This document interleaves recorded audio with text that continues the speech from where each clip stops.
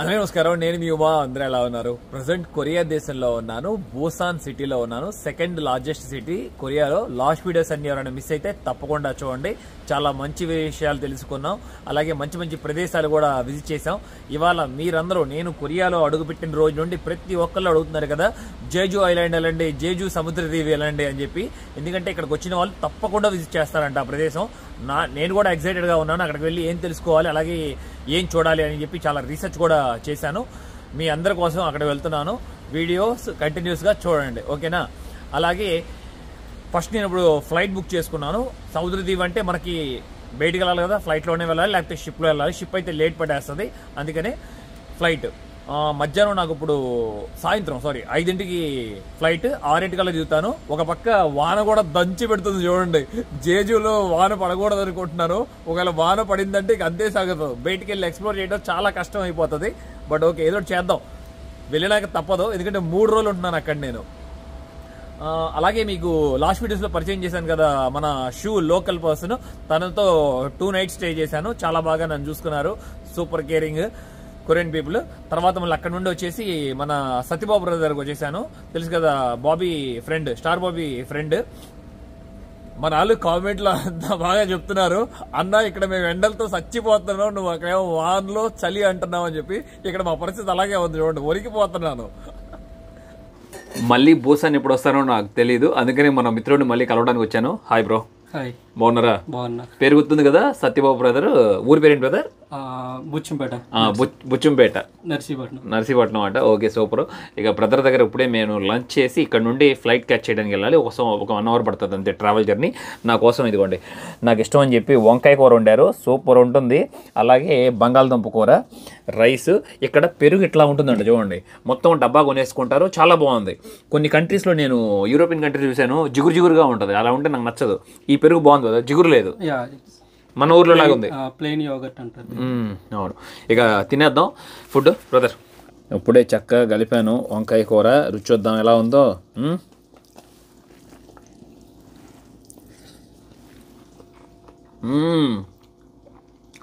Super ఉంది brother. Masala ఎరగ చేశారు. Thank you. అమ్మ చేతి వంట గుర్తొచ్చింది, చాలా బాగా నచ్చింది. ఇప్పుడే బయటికి వచ్చేసాము భోజనం తిని. ఇక బస్ స్టాప్ పక్కనే జస్ట్ 50 మీటర్స్ నడక అంతే. అలాగే మా అందరికీ ఇప్పుడు నేను ఇండియా నంబర్ కూడా, ఎందుకంటే ఇప్పుడు నేను రోమింగ్లో ఉన్నా కదా, ప్రతి ఒక్కరికి ఒక మెసేజ్ వచ్చింది చూడండి. ఎందుకంటే బీభత్సంగా వాన పడుతుంది కదా, కొండ ప్రాంతంలో ఉండే వాళ్ళందరూ జాగ్రత్తగా ఉండండి, ల్యాండ్ స్లైడ్ జరగచ్చు ఏదైనా అని చెప్పంట. అదే చెప్తున్నారు. ఏంటి బ్రదర్ ఫోన్లు ఆటోమేటిక్గా మోగుతున్నాయి ఏంటి అని మొదటిసారి ఆశ్చర్యపోయాను. వాయిస్ మెసేజ్ ఏదోటి అంటే ఏదన్నా అగ్ని ప్రమాదం జరిగినా, రెయిన్స్ వచ్చినా వాయిస్ మెసేజ్ వస్తుంది. అగ్ని ప్రమాదం, అలాగే పీపుల్ కూడా ఎవరైనా మిస్ అయినా కూడా వాళ్ళ ఫోటో మొత్తం అంతా వస్తుందంట. ఈ పర్సన్ మిస్సింగ్లో ఉన్నారు, మీ ఏరియాలో చూస్తే ఉండని చెప్పండి. చాలా ఈజీగా ఫైండ్ అవుట్ చేయొచ్చు. ఇది బాగుంది టెక్నాలజీ. ఈ విషయాన్ని మనం జపాన్లో కూడా తెలుసుకున్నాం, గుర్తుంది కదా. అక్కడ ఎక్కువగా ఎర్త్క్వేక్స్ వస్తుంటాయి కాబట్టి. ఓకే, మొత్తం చూడండి వానపడి ఎంత గ్రీన్గా ఉన్నాయో మొక్కలన్నీ కనపడుతున్నాయి. ఆపోజిట్లోనే ఫేమస్ కోసిన్ యూనివర్సిటీ. బ్రదర్ ఇక లోపలికి వెళ్ళిపోతారు. బ్రదర్ రండి. Thank you so much for everything.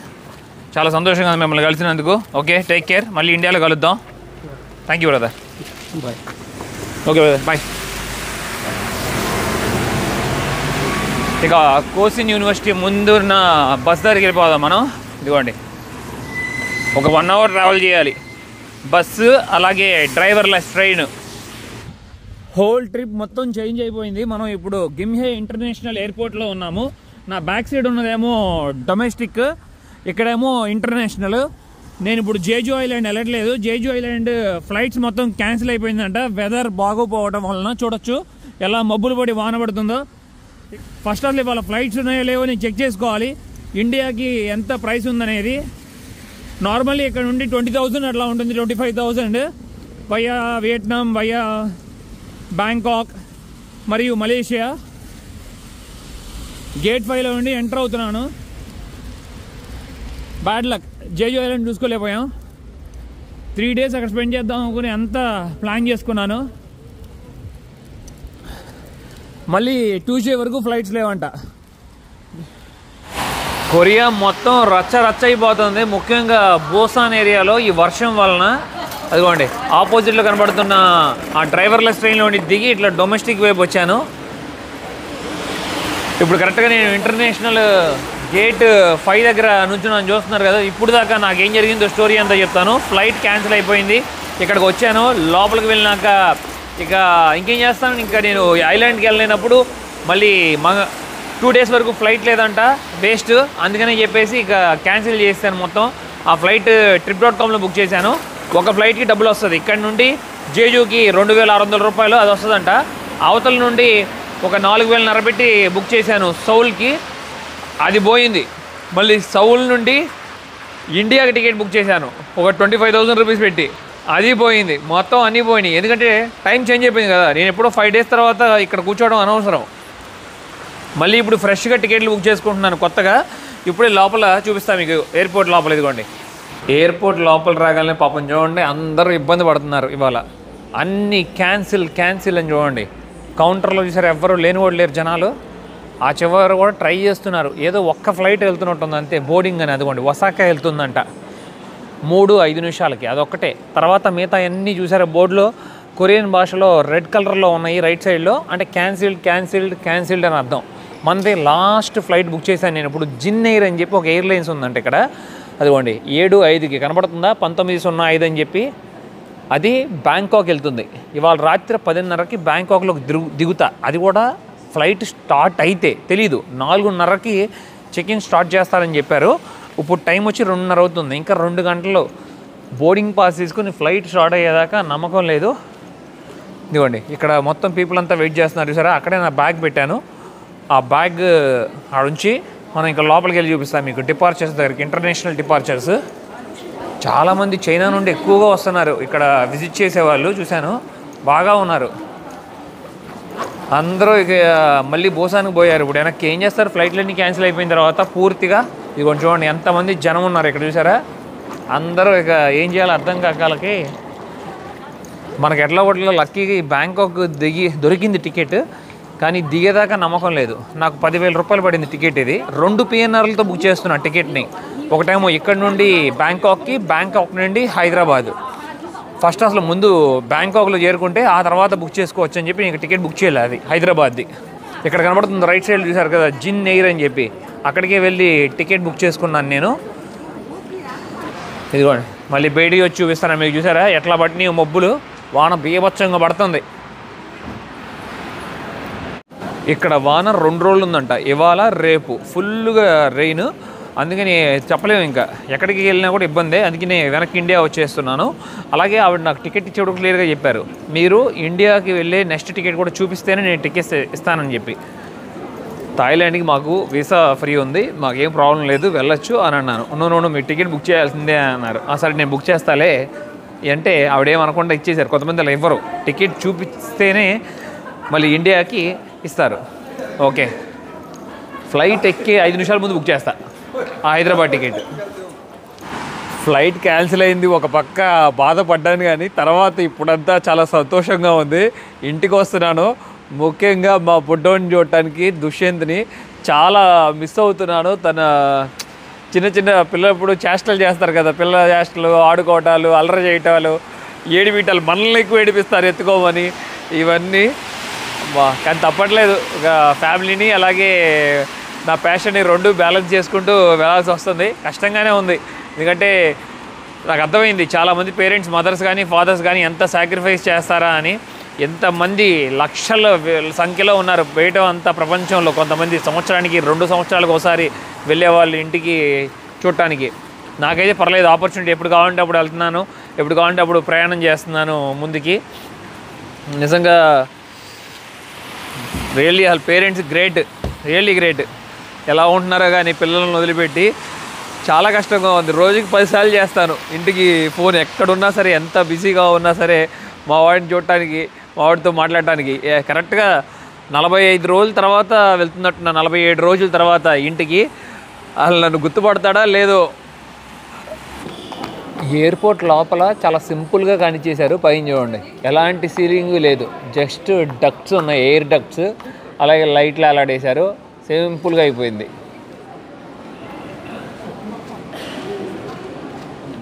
ఇక్కడ బర్గర్ సేల్ చేస్తారంట, చూద్దాం. చికెన్ బర్గర్ ఉంటే తిందాం. ఉంది, ఇదిగోండి చికెన్ బర్గర్ సెట్ ఉంది, బర్గర్ ఉంది.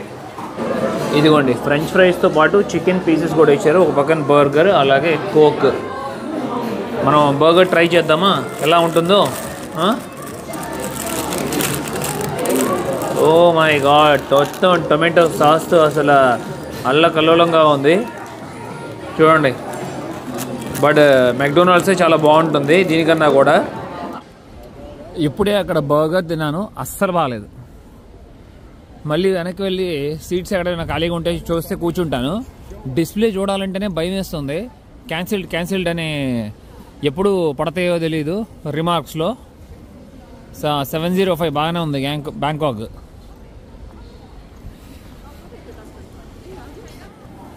చాలా లక్కీ, మా టికెట్లు కూడా ఫుల్ అయిపోయినాయి. ఇదిగోండి జిన్ ఎయిర్ మొత్తం. ఇక 4:35కి లోపలికి ఎలో చేస్తారంట. ఇంకా 20 నిమిషాలు ఉంది. ఇదిగోండి బ్యాంకాక్ చెక్-ఇన్ 4:35. ఎవ్రీ 2 అవర్స్కి ఇలా వస్తుంది మెసేజ్, 1 అవర్కి పబ్లిక్ సేఫ్టీ మెసేజ్ అని చెప్పి దాంట్లో రాస్తుంది, జాగ్రత్తగా ఉండండి అని.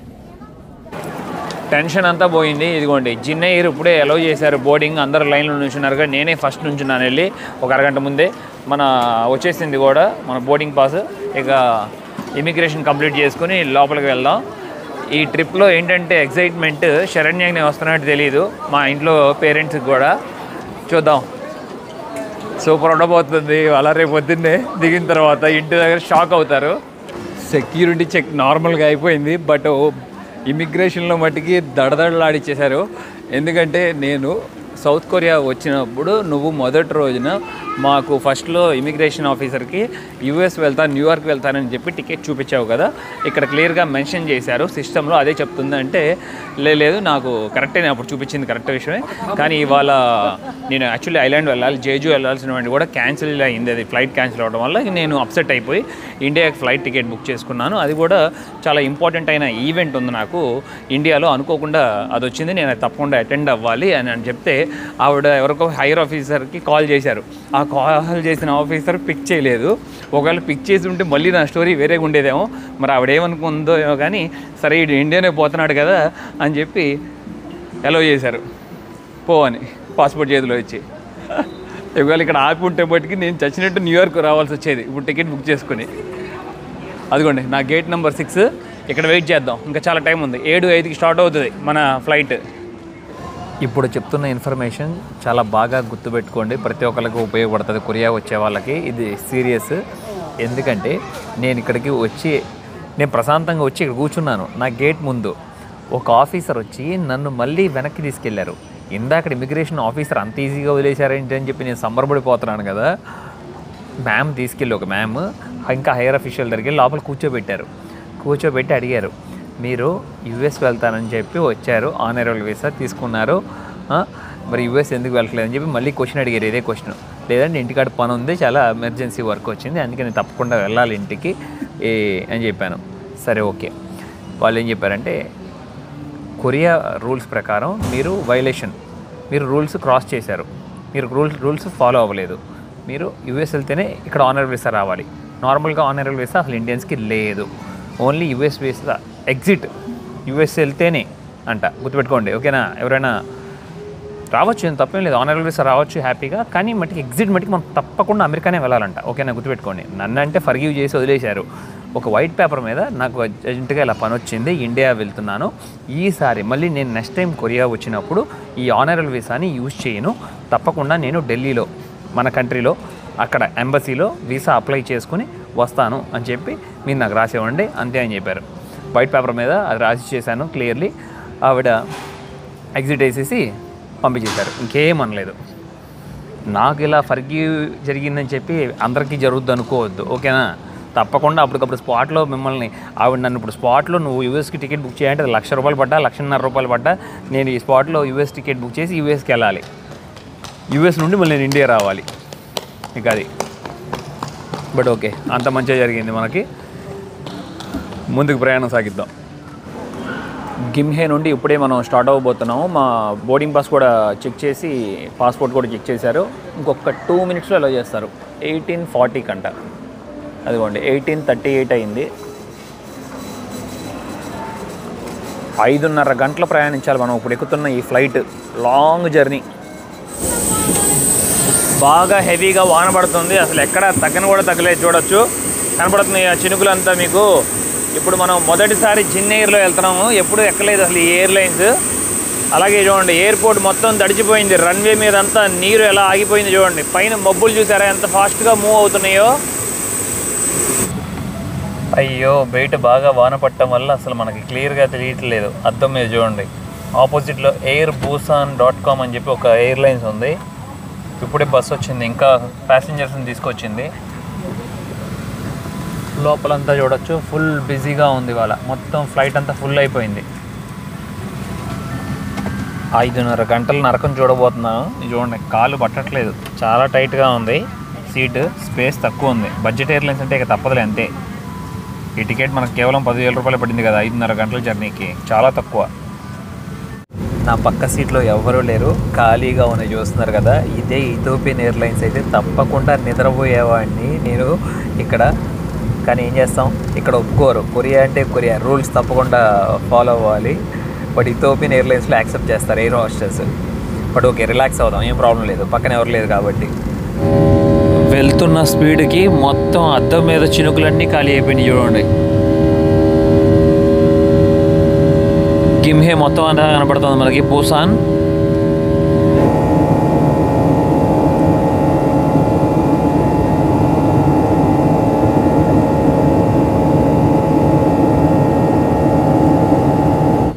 Welcome to Thailand. వచ్చేసాం బ్యాంకాక్. రేపు పొద్దున్నే దాకా ఇక్కడే కూర్చోవాలి 10:30 దాకా. అలాగే మా ఫ్లైట్ కూడా లేట్, దారుణం, గంట సేపు లేట్. 10:30కి రావాల్సింది 11:20 అయింది. ఇప్పుడు చాలా టైర్డ్ అయిపోయాము ఫుల్గా.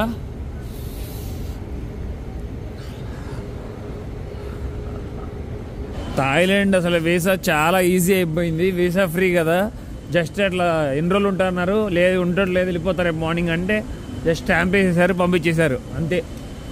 హోటల్ బుకింగ్ లేదు, రిటర్న్ ఫ్లైట్ టికెట్ ఏది చెక్ చేయలేదు. జస్ట్ అడిగారు, వదిలేశారు. మళ్ళీ మనం లోపలికి ఎంట్రీ అవుదాం ఇప్పుడు.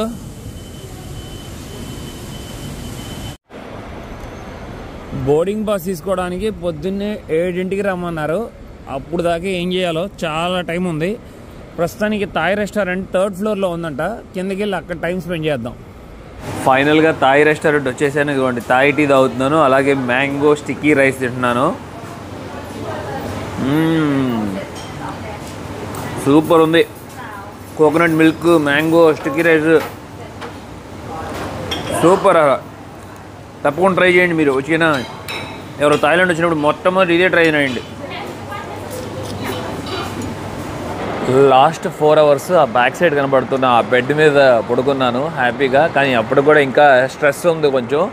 ఇంటికి వెళ్ళినాక రెస్ట్ తీసుకుంటా కానీ 2 రోజుల్లో మళ్ళీ ఫేస్ గ్లో రాదు, ఇక మొత్తం డల్ అయిపోయింది.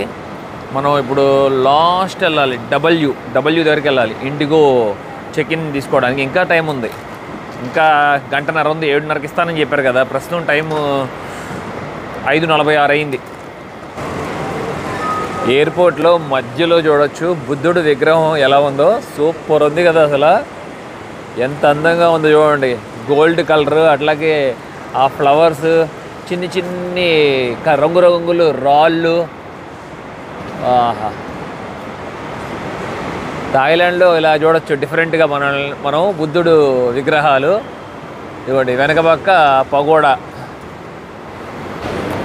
ఇప్పుడే బోర్డింగ్ పాస్ కలెక్ట్ చేసేసుకున్నాను, ఆల్ పర్ఫెక్ట్. ఇక సెక్యూరిటీ చెక్, అలాగే ఇమిగ్రేషన్ కంప్లీట్ చేసుకుని లోపలికి వెళ్ళిపోదాం. ప్రశాంతంగా కూర్చున్నా, కళ్ళంతా మంటలు పడుతున్నాయి, ఇంకా నిద్రపోవాలి. ఒక సినిమా పేరు చెప్తా, తప్పకుండా చూడండి, ఓకేనా? డాగ్ లవర్స్ అయితే తప్పకుండా చూస్తారు, డాగ్ లవర్స్ కాకపోయినా కూడా చూడండి.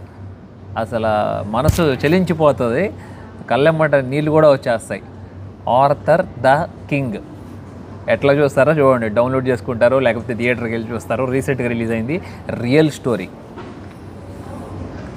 రాత్రి అంతా అసలు మైండ్ అంతా అసలు ఎక్కడో ఉంది అసలు ఆ సినిమా చూసిన తర్వాత. వావ్, ఇది చూడండి, ఆటోమేటిక్ క్లీనింగ్ మిషన్ భలే తిరుగుతుంది అటు ఇటు. ఇప్పుడు నాకు 10 సార్లు కనబడింది, బాగుంది కదా. మొత్తం సెన్సార్తో వర్క్ అవుతుంది, ఎవరైనా అడ్డొస్తే ఆగిపోతుంది, ఆగిపోయి డైరెక్షన్ చేంజ్ చేస్తుంది. ఇప్పుడే ఫ్లైట్ లోపలికి ఎంట్రీ చేశారు, లోపలికి వెళ్తున్నాం. అలాగే మన మిత్రుడు కూడా పరిచయం అయ్యారు ఇక్కడ, మన ఫ్యామిలీ మెంబరే. హాయ్ బ్రదర్, బాగున్నారా? హాయ్, బాగున్నా బ్రో. మీ పేరు? షాహిల్. షాహిల్, ఎక్కడ నుండి?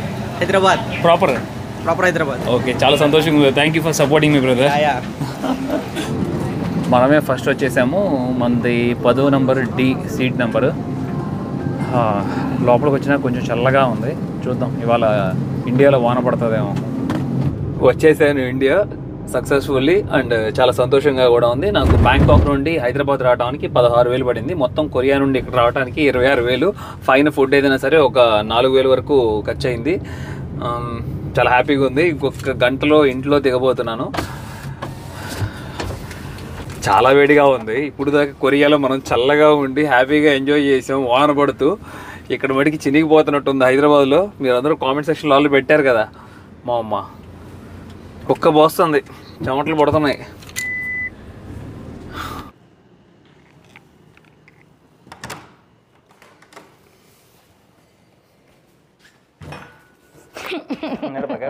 ఓకే ఓకే, ఎడబక సరే, ఎడబక వచ్చా కదా, సర్ప్రైజ్ చేసి వచ్చా. సరే ఎడబక, ఓకే. నన్ను చూసి బాగా ఎమోషనల్ అయిపోయింది. పాపం మిస్ అవుతుంది కదా తప్పకుండా. ఎక్కడున్నాను, పెళ్ళయిన దగ్గర నుండి ట్రావెల్ చేస్తూనే ఉన్నాను. అది తనతో గడిపిన సమయం చాలా తక్కువ. డ్రెస్ సూపర్ ఉంది. మమ్మీదా? సూపర్ ఉంది బ్లాక్ డ్రెస్. సరే బిడ్డ, ఆకలేస్తుంది. ఉందా అన్నం? ఏం కూర ఉండే? దొండకాయ. సూపర్. కానీ అది ఫస్ట్ స్నానం చేయాలి, బాగా జిడ్డుగా ఉంది. పిల్లాడిని చూపిస్తాను మీకు, బట్ పిల్లాడు పడుకుని ఉన్నాడు, బాగా వేడి ఉంది. డ్రోన్ తేలా, డ్రోన్ చైనా పంపించాను, ఆ మిగతావి. అమ్మా పిచ్చి ఆకలేస్తుంది. దొండకాయ కూర వండింది శరణ్య. ఇప్పుడే స్నానం చేసి ఫ్రెష్ అయ్యాను, కొంచెం హుషారుగా ఉంది, బట్ బాగా డీహైడ్రేట్గా అనిపిస్తుంది. అమ్మా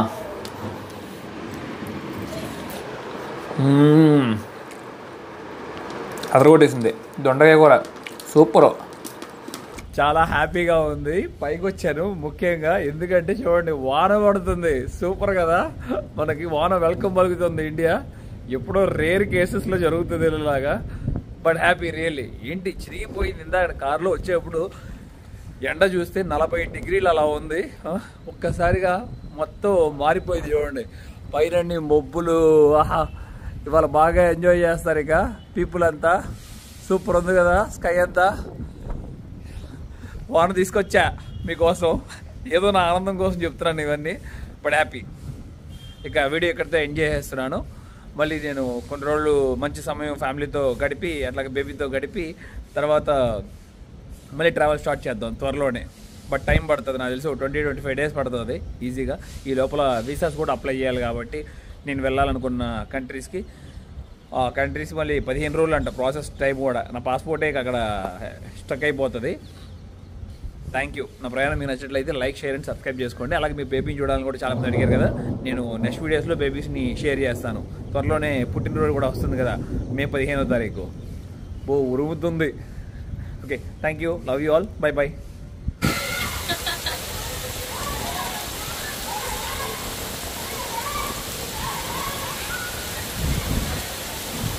అబ్బో, అనుకున్న దానికన్నా ఘోరంగా వచ్చింది వాన, ఒక తుఫాన్ లాగా చూడొచ్చు. పిల్లలందరూ చాలా బాగా ఎంజాయ్ చేస్తున్నారు. ఇన్నాళ్ళు ఎండలో ఉండి తిక్క తిక్కయి ఉంటుంది ఫ్యామిలీస్కి. ఓ